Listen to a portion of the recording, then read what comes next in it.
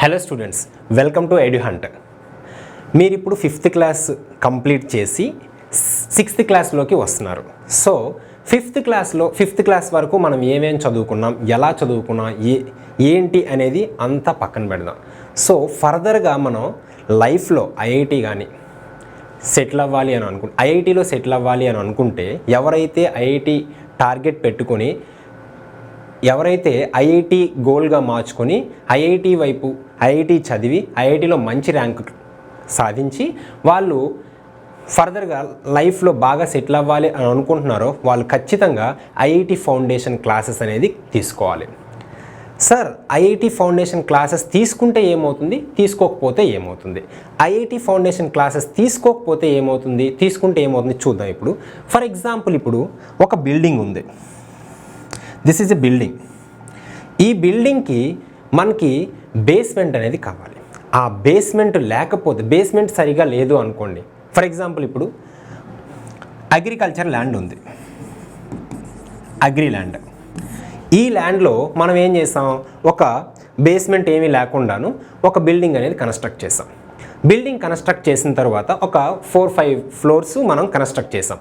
Next ఇంకోటి ఏం చేసాం, అగ్రి ల్యాండ్ కాకుండాను ఇంకొక ల్యాండ్లో ఏం చేసాం, మనం ఒక స్ట్రాంగ్ అంటే బేస్మెంట్ బాగా స్ట్రాంగ్గా ఉంది. ఆ స్ట్రాంగ్గా ఉన్న బేస్మెంట్ ఏరియాలో మనం ఇంకొక బిల్డింగ్ అనేది కన్స్ట్రక్ట్ చేసాం. ఇలాగ ఓకే, ఇది అగ్రి ల్యాండ్. అంటే బేస్మెంట్ కొంచెం అంత స్ట్రాంగ్గా లేదు. ఇక్కడ స్ట్రాంగ్ బేస్మెంట్ ఉంది, స్ట్రాంగ్ బేస్మెంట్ ఉంది. సో ఇప్పుడు నా క్వశ్చన్ ఏంటంటే, ఇది స్ట్రాంగ్గా ఉంటుందా ఈ బిల్డింగ్ ఎక్కువ టైము, అదర్వైజ్ ఈ బిల్డింగ్ ఎక్కువ టైం స్ట్రాంగ్గా ఉంటుందా? మీరు చెప్పే ఆన్సర్ ఏంటి? సార్, బేస్మెంట్ ఏదైతే స్ట్రాంగ్గా ఉందో ఆ బిల్డింగ్ అనేది చాలా స్ట్రాంగ్గా ఉంటుంది. సో ఇప్పుడు మనకి ఫౌండేషన్ క్లాసెస్ కూడా అంత ఇంపార్టెంట్. మనం ఫౌండేషన్ క్లాసెస్ ఎంత స్ట్రాంగ్ ఫౌండేషన్ క్లాసెస్ తీసుకుంటామో దాని మీదే మన ఫ్యూచర్ అనేది డిపెండ్ అవుతుంది. స్టూడెంట్స్, అర్థమవుతుంది కదా నేను ఏం చెప్తున్నానో?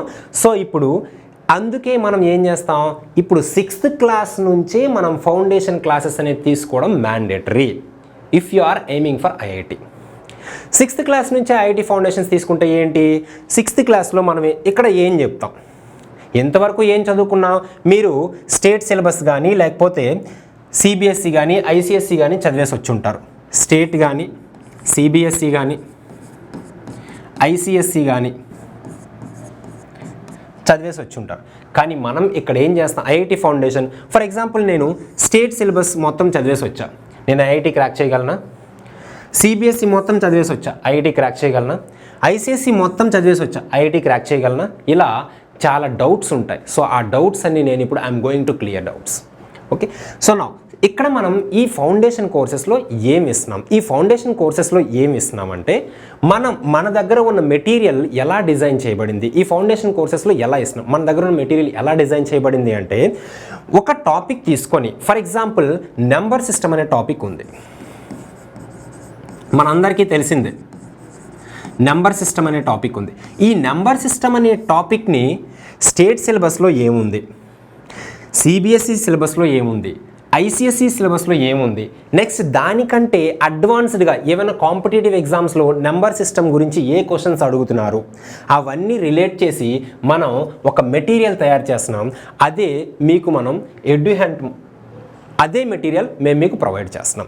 ఆ మెటీరియల్ మీ దగ్గర ఉన్న మెటీరియల్. సో ఆ మెటీరియల్ చదవడం వల్ల ఏమవుతుంది, మీకు స్ట్రాంగ్ బేస్మెంట్ అనేది మనకి ఏర్పడుతుంది. స్ట్రాంగ్ బేస్మెంట్ ఏర్పడితే ఏమవుతుంది, స్ట్రాంగ్గా బిల్డింగ్ అనేది ఎక్కువ టైము లాస్టింగ్ అవుతుంది. ఓకే, ఇప్పుడు అగ్రికల్చర్ ల్యాండ్ మీద నేను ఏం చేశాను, బిల్డింగ్ కన్స్ట్రక్ట్ చేశాను. అంటే అగ్రికల్చర్ ల్యాండ్ ఎలాగుంటుంది, బేస్మెంట్ అనేది స్ట్రాంగ్గా ఉండదు. స్ట్రాంగ్గా లేకపోతే ఏమవుతుంది, ఎప్పుడో ఒకసారి కూలిపోతుంది. అదే స్ట్రాంగ్ బేస్మెంట్ అంటే మనం ఐఐటి ఫౌండేషన్ తీసుకుంటే ఏమవుతుంది, స్ట్రాంగ్ బేస్మెంట్ అనేది ఏర్పడుతుంది.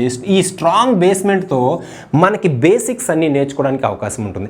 బేసిక్స్ అన్నీ నేర్చుకుంటే ఎలా ఉంటుంది, ఎలాంటి అడ్వాన్స్డ్ క్వశ్చన్స్ ఇచ్చినా కూడాను ఈ బేసిక్స్ని యూస్ చేసి మనం చాలా ఈజీగా ఆన్సర్ చేయొచ్చు. ఓకే స్టూడెంట్స్, ఇప్పుడు అర్థమైందా మీకు ఐఐటి ఫౌండేషన్ అని ఎంత ఇంపార్టెంటో? ఈ ఐఐటి ఫౌండేషన్ని మనం ఆడుతూ పాడుతూ చదువుకోవాలి. ఏదో మన దగ్గర బుక్ ఉంది, ఆ బుక్లో అన్ని టాపిక్స్ ఉన్నాయి, అన్నీ చేసేద్దాం, అలా కాదు. అలా కాకుండా ఆడుతూ పాడుతూ చదువుకుందాం. ఎలా చదువుకోవాలి అది మేము చెప్తాం. రోజు కొంచెం కొంచెం పార్ట్ మీరు చదువుతూ, మామూలుగా అయితే మనం ఏం చేస్తాం, ఒక టాపిక్ ఉంటుంది, ఆ టాపిక్లో కొంత సిలబస్ అనేది ఉంటుంది, ఆ సిలబస్ అనేది కవర్ చేస్తాం. ఇక్కడ కూడా అంతే. ఈ ఫౌండేషన్లో మెటీరియల్ మీకు ఏదైతే మేము ప్రొవైడ్ చేస్తామో ఆ మెటీరియల్ అనేది చాలా స్ట్రాంగెస్ట్ ఫౌండేషన్తో ఉన్న మెటీరియల్. సో ఆ మెటీరియల్ని మీరు రెగ్యులర్గా విత్ కన్సిస్టెన్సీ రోజు చేశారనుకోండి, మీకు ఫౌండేషన్ స్ట్రాంగ్ అవుతుంది. స్ట్రాంగ్ అయినప్పుడు మీరు ఐఐటి క్లియర్ చేయడానికి వే అనేది ఈజీ అవుతుంది. ఓకే, అర్థమవుతుందా స్టూడెంట్స్? ఇప్పుడు చూడండి. So this is all about IIT foundation. Okay, so what we are going to give నేను ఎక్స్ప్లెయిన్ చేశాను. ఐఐటి ఫౌండేషన్ ఎందుకు కావాలి నేను ఎక్స్ప్లెయిన్ చేశాను. మీకు అర్థమైంది అనుకుంటా ఇప్పుడు. ఓకే, నా నెక్స్ట్ క్వశ్చన్ ఏంటి అంటే, my next question is mathematics అనేది ఎందుకు. నేను ఇక్కడ మ్యాథమెటిక్స్ టీచ్ అయిపోతున్నాను మీకు. మ్యాథమెటిక్స్ అనేది ఎందుకు అసలు? In everyday life we use mathematics. For example మనం మార్కెట్కి వెళ్ళాం. మార్కెట్కి వెళ్ళి ఏం కొనుక్కున్నాం? కొన్ని వెజిటేబుల్స్, ఫ్రూట్స్ కొనుక్కున్నాం. మనం ఫ్రూట్స్ కొనుక్కున్నాం. సో ఈ వెజిటేబుల్స్, ఫ్రూట్స్ ఎన్ని కొనుక్కున్నాం? వెజిటేబుల్స్ ఒక 2 kg కొనుక్కున్నాం. ఫ్రూట్స్ అనేది ఒక 4 kg కొనుక్కున్నాం. ఓకే, ఈ 2, 4 అనేవి ఏంటి? నెంబర్స్. ఇక్కడ మనం ఏం యూస్ చేస్తున్నాం? నెంబర్స్ యూస్ చేస్తున్నాం. సో ఈ నెంబర్స్ని ఎలా కౌంట్ చేస్తాం? 1, 2, 3, 4. How many kgs? 2 kgs. How many kgs? 4 kgs. ఇలా కౌంట్ చేసుకుంటూ వెళ్తాం. సో మనకి ఎవ్రీడే లైఫ్లో మ్యాథమెటిక్స్ అనేది ప్రతి చోట యూజ్ అవుతుంది. ఓకే, ఫర్ ఎగ్జాంపుల్ ఇప్పుడు వెజిటేబుల్స్, ఫ్రూట్స్ కొనేసా, అయిపోయింది, డన్. నెక్స్ట్ వాళ్ళకి అమౌంట్ ఇవ్వాలి మనం. So vegetables, so 2 kg vegetables 100 rupees అనుకుందాం. అండ్ 4 kg ఫ్రూట్స్ 200 రూపీస్ అనుకుందాం. సో ఇది ఈ 100 రూపీస్, 200 రూపీస్ని ఎలా ఇస్తాం? కౌంట్ చేసి ఇస్తాం. ఓకే, కౌంట్ చేసి ఇస్తాం. కౌంట్ చేసి ఇచ్చేటప్పుడు మన కౌంటింగ్ ఏమైనా బ్యాలెన్స్ అంటే మిస్ అయింది అనుకోండి, అప్పుడు ఏం చేస్తాం? వాళ్ళకి ఎక్కువ డబ్బులు ఇవ్వడమో లేకపోతే తక్కువ డబ్బులు ఇవ్వడమో జరుగుతుంది. సో దానివల్ల అయితే మనం నష్టపోతాం, అదర్వైజ్ ఎవరైతే ఉన్నారో వాళ్ళు నష్టపోతారు. సో అలాంటి నష్టం ఏమి జరగకుండా ఉండాలి అనేసి అంటే మనకి ఈ నెంబర్ సిస్టమ్ ఇదంతా క్లియర్గా మనకి ఒక ఐడియా ఉండాలి. ఓకేనా? సో అదంతా ఎక్కడ వస్తుంది? మనకి మ్యాథమెటిక్స్లో నేర్చుకుంటాం. సో అందుకు వెరీ ఇంపార్టెంట్ మ్యాథమెటిక్స్. నేను ప్రతి చాప్టర్ వచ్చేటప్పుడు ఆ చాప్టర్ ఎందుకు, ఎక్కడ యూజ్ అవుతుంది, ఏంటి అనేది క్లియర్గా చాలా డీటెయిల్గా ఎక్స్ప్లెయిన్ చేస్తాను మీకు. ఓకేనా? Don't worry. ఓవరాల్గా మ్యాథమెటిక్స్ అనేది ఎందుకు అనేసి అంటే జస్ట్ మనకి అన్ని విషయాలు తెలియాలి.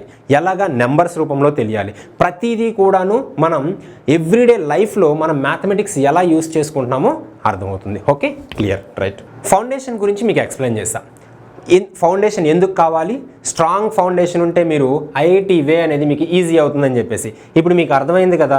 సో మీలో ఎంతమంది ప్రతిరోజు కన్సిస్టెన్సీతో చదివి ఫౌండేషన్ బాగా నేర్చుకొని ఎలాంటి క్వశ్చన్స్ అయినా నేను ఈజీగా క్రాక్ చేయగలను అని అనుకుంటున్నారు? నాకు చెప్పండి.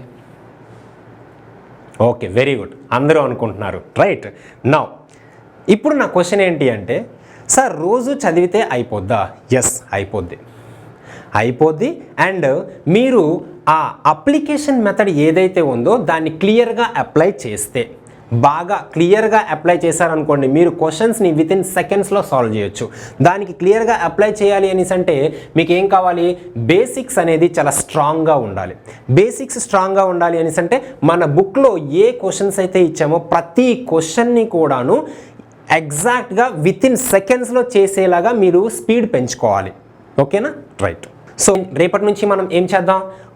మనం మ్యాథ్స్ క్లాసెస్ అనేవి స్టార్ట్ చేద్దాం. ఓకేనా స్టూడెంట్స్? రైట్, చలో, bye bye, see you tomorrow.